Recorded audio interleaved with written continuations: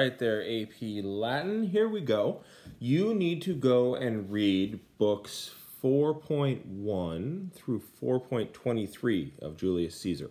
Now, there's plenty of digital stuff online for you for that, so you can find it pretty easily. Read them in English. I want you to summarize each chapter, no more than 2 lines or 2 sentences summarizing what happens. Pretty much who did what to whom, where did it happen, is there something interesting that happens, and what have you. And that's essentially the gist of it, okay? So that's 4.1 to 4.23. That way you can figure out what the heck is going on when we start on 4.24. All right, so, and in theory, you've already read 1:8 through the end of book 1 and 2 and 3.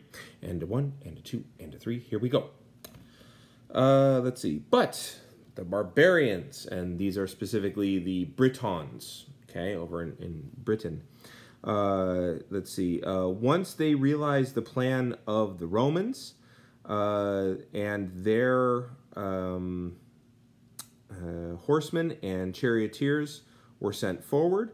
The type of warriors that they have been very much accustomed to using in battle, once they succored or reinforced with the rest of their forces, were preventing our men, Roman men, from disembarking from the ships. Let's see, there was, for this reason, the greatest difficulty, because the ships, because of their enormous size, except for in deep water, they couldn't be anchored. Whereas, on the other hand, the soldiers, our soldiers, weighed down with their hands full, and with their heavy weight of their armor, they had, at the same time, they had to jump down from the ships, or leap from the ships, standing inside the waves, and take on the enemy, or fight with the enemy. At the same time that they being the Britons, the enemy, were on dry land. Or, if they had gone a little further into the water, they being the Britons, all of their arms or their limbs were unencumbered, were unweighted.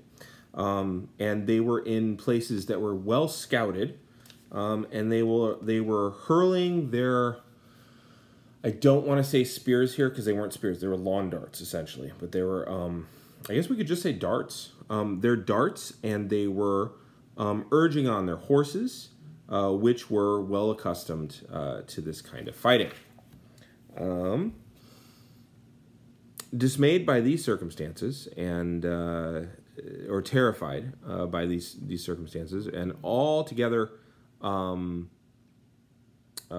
inexperienced with this kind of fighting, our men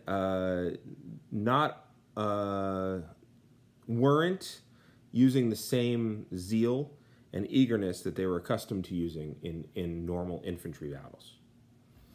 All right, so we've set the stage. It's D-Day in reverse. Caesar's ships can't get in close enough to let the men just get their ankles wet. The men are weighed down, they're getting attacked, and they're trying to push forward. All right? I'm gonna hit the button.